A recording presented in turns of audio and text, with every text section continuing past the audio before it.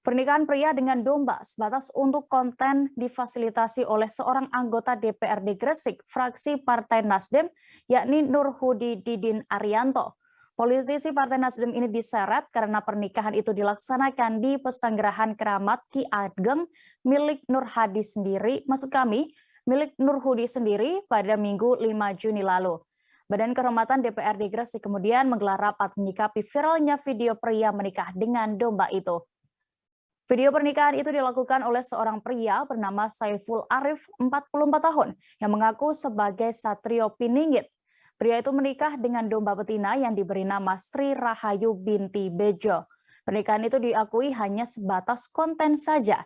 Setelah pernikahan tak lazim digelar, domba itu berada di halaman belakang pesanggerahan milik Nurhudi.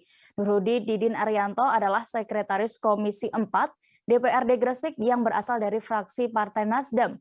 Dalam pertemuan itu juga dihadiri oleh anggota DPRD Gresik yang juga berasal dari Partai Nasdem, yakni Muhammad Nasir.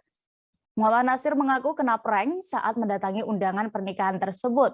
Nasir yang juga Ketua Badan Kehormatan DPRD Gresik mengaku akan segera merapatkan terlebih dahulu bersama anggota BK lainnya terkait fenomena ini.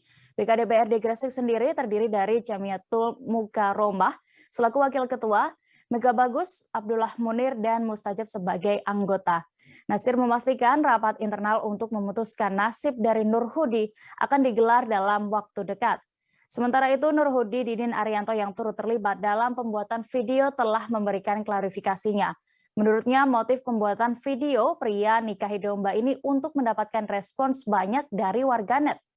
Nurhudi kemudian meminta maaf lantaran konten tersebut mendapatkan kecaman dari sejumlah pihak.